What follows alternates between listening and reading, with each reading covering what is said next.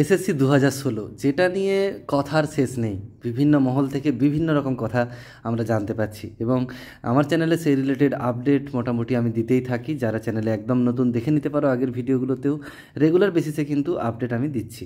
সেটা শুধুমাত্র এসএসসির ক্ষেত্রে না, এছাড়া এই চ্যানেলে তোমরা যে কোনো চাকরির ইনফরমেশান পাবে।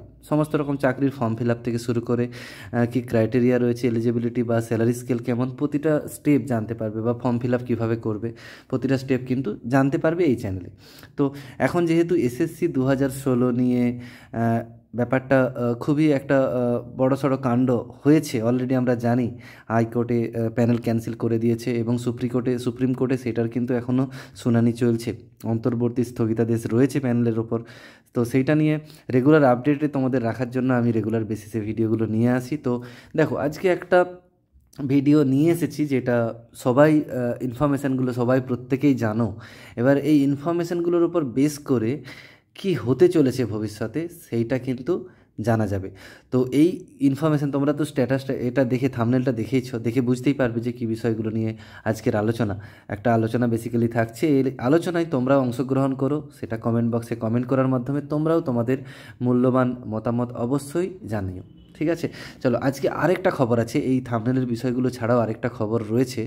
একটা শোনা যাচ্ছে একটা লিস্ট আপডেট কিন্তু অলরেডি হয়েছে, যেটা সোশ্যাল মিডিয়ায় ঘুরে বেড়াচ্ছে, যেখানে কিন্তু বলা হচ্ছে উইথ রেকমেন্ডেশন যেগুলো চাকরি হয়েছে, অর্থাৎ যাদের কিন্তু অ্যাপয়েন্টমেন্ট লেটার নেই, যাদের মেসেজের মাধ্যমে চাকরি হয়েছে শেষের দিকে, সেটা হতে পারে প্যানেল বহির্ভূত অথবা হতে পারে পরীক্ষায় দেয়নি, কী যে হয়েছে জানি না, অনেক কিছুই তো ঘটেছে। মোট 17 দফা এরকম করাপশন রয়েছে, তার মধ্যে কিছু দফা যেগুলো রেকমেন্ডেশনের মাধ্যমে চাকরি, তাদের লিস্ট কিন্তু বেরিয়েছে। শোনা যাচ্ছে ওটা 5,000 জনের মতো, ওটাই শুধুমাত্র রেকমেন্ডেশনের মাধ্যমে নিয়োগ 5,000-এর মতো হয়েছে।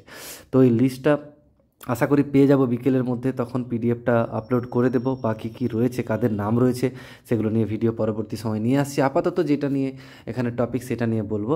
দেখো, এখন মোটামুটি সুপ্রিম কোর্টে অলরেডি 2টো হিয়ারিং হয়ে গেছে। ফার্স্ট হিয়ারিংয়ে কিছুই হয়নি প্যানেলের ওপর। ফার্স্ট হিয়ারিংয়ে একটা স্টে অর্ডার হয়েছিল, তবে সেটা যাতে নেতা মন্ত্রীদের ওপর আপাতত ভোট চলাকালীন সময়ে কোনো রকম তদন্ত না হয় সেই জন্য হয়েছিল।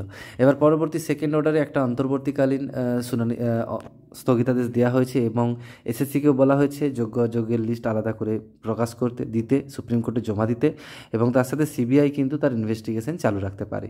এবার দেখো, সিবিআইয়ের হিসাব অনুযায়ী, সিবিআই যেটা বলেছে সেই হিসাব অনুযায়ী অযোগ্য কিন্তু 8,300 সামথিং ছিল। আমি 8,000-ই ধরছি সাপোজ, ঠিক আছে, 8,000-এর মতো কিন্তু অযোগ্য অ্যাকর্ডিং টু সিবিআই।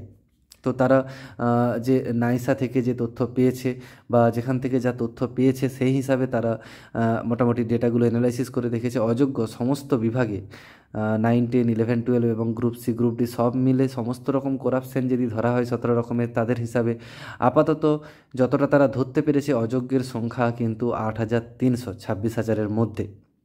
এবার যদিও আইনজীবী যারা কেসটা লড়েছিলেন এবং যাদের রায়, যারা আইনজীবী হিসাবে লড়েছিলেন এবং তাদের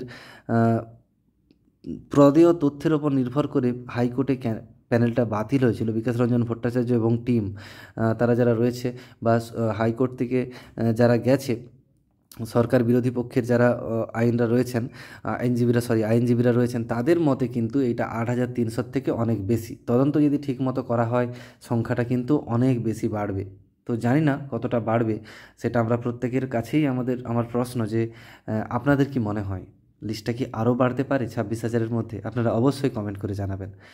তো আরেকটা রয়েছে আমাদের এসএসসি চেয়ারম্যান, উনি তো আবার অন্যরকম কথা বলেন। উনি তো মানে হাইকোর্টে তো কেসটা আজকে একদিন চলছে না, বহুদিন ধরে চলছে। এতদিন তো ভয়ে উনি জানি না কিসের জন্য স্বীকার করেননি। এতদিন পর্যন্ত ওনার মতে সবাই যোগ্য ছিল, ঠিক আছে, কোনো রকম কোনো সমস্যা ছিল না।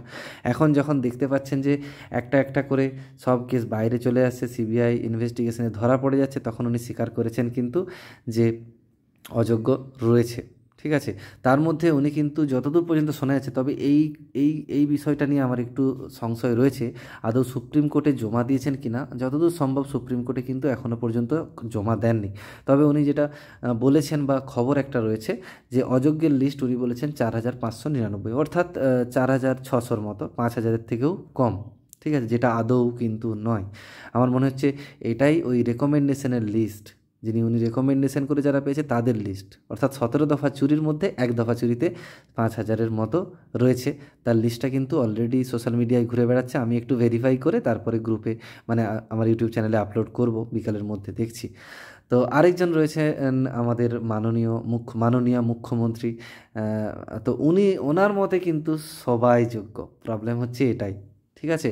তো বিভিন্ন রকম বিভিন্ন কথা হচ্ছে। তো এখন যদি সবার সৎ ইচ্ছা থাকে, সৎ ইচ্ছা বলতে যারা যোগ্য প্রার্থী, ঠিক আছে, তাদেরকে বাঁচানোটা কিন্তু সবার আগে দরকার।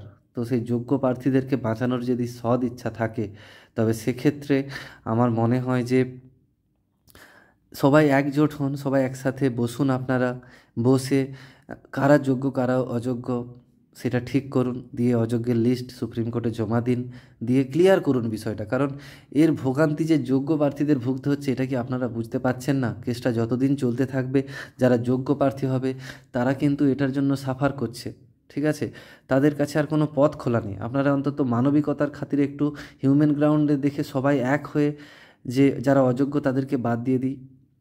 কিন্তু এটা যতটা মুখে বলা সহজ, আমি হয়তো বলছি, কিন্তু এতটা সহজ না। কারণ অযোগ্য যে প্রার্থী তাদেরকে কি এতটা সহজে বাদ দেওয়া যায়? কারণ ওই জন্যই তো মুখ্যমন্ত্রী বলেছেন যে উনি বলেছেন বেসিক্যালি যে প্যানেল বাতিল হবে না। প্রথম কথা, ঠিক আছে, প্যানেল বাতিল হবে না মেনে নিলাম, কিন্তু আবার বলছেন কারোর চাকরি যাবে না। এর মানে কি সবাই যোগ্য? কিন্তু সেটা তো বাস্তবে সম্ভব নয়, সেটা আমরা প্রত্যেকেই জানি। কিন্তু উনি সবাইকেই বাঁচাতে চান। এই সবাইকে বাঁচানোর চক্করে গিয়ে কী হলো, যোগ্য প্রার্থীরাও বিপদে পড়লো। বোঝা যাচ্ছে কী বলছি? তো এই সবাইকে বাঁচানোর পিছনে তো অনেক ব্যাপার আছে, আপনারা বুঝবেন। কারণ অযোগ্যরা যদি ধরা পড়ে যায়, অযোগ্যদের যদি চাকরি যায়, তারা যেখানে টাকা পয়সা দিয়েছে তাদেরকে তো ছেড়ে কথা বলবে না। এবং টাকা পয়সা কোথায় দিয়েছে? বেশিরভাগ ক্ষেত্রে দেখা যাবে কোনো নেতামন্ত্রী, নাহলে এসএসসির কোনো উচ্চপদস্থ আধিকারিক অথবা কোনো আমলা। যা হবে কিন্তু সরকার বিরোধী কার্যকলাপ হবে তারপর। তো এই জন্য ভয়ে হয়তো কেউই চাইছে না গভর্নমেন্টের তরফ থেকে যে প্যানেলটা, অর্থাৎ অযোগ্যরা বাদ চলে যাক। সে যাই হোক, তো এবার দেখার বিষয়, শেষ পর্যন্ত আমাদের বিচারপতি রয়েছেন সুপ্রিম কোর্টের প্রধান বিচারপতি DY চন্দ্রচূড়। উনি শেষ পর্যন্ত কি করবেন, প্যানেলটা কিভাবে বাঁচাবেন, আশা করি উনি কোনো ব্যবস্থা গ্রহণ করবেন নিশ্চয়ই। তো উনি কেসটা ভালো করে স্টাডি করছেন। দুটো হিয়ারিংয়ে কিন্তু উনি বারবার বলেছেন যে কেসটা ভালো করে স্টাডি করতে হবে। তো কিন্তু এমন কথাও বলেছেন যে বিকাশ রঞ্জন ভট্টাচার্য যখন বলেছিলেন বাতিলের প্রসঙ্গ তুলে এনেছিলেন, যে তখন প্রশ্ন করেছিলেন যে আপনার কি মনে হয় ওখানের অযোগ্য সবাই? তখন বলেছিলেন বিকাশবাবু বলেছিলেন না, সবাই নয়। সেক্ষেত্রে উনি কিন্তু বলেছেন যে সবাই নয়, তাহলে আমি কি করে প্যানেল বাদ দেবো? ঠিক আছে, এটাও ঠিক কথা। অবশ্যই উনি চেষ্টা করবেন, আশা করি, যে যোগ্যদেরকে যেভাবেই হোক বাঁচানোর চেষ্টা করবেন। তো যেন তাই হয়, যারা অযোগ্য তারা যেন চাকরি থেকে বঞ্চিত হয়, এবং যোগ্যরা যেন তাড়াতাড়ি স্কুলে ফিরে আসে, এই ব্যবস্থা সবাই মিলে করুন। এবং সবাই মিলে চেষ্টা করুন যাতে এটা খুব দ্রুততার সাথে হয়। কারণ না হলে এইভাবে তো চলতে পারে না। যারা যোগ্য তাদেরকে এইভাবে আপনি কিসের শাস্তি দিচ্ছেন? ঠিক আছে, তো এখানেই রাখবো। সবাই খুব ভালো থাকবেন, সুস্থ থাকবেন। পরবর্তী ভিডিও খুব তাড়াতাড়ি আসছে। Thanks for watching.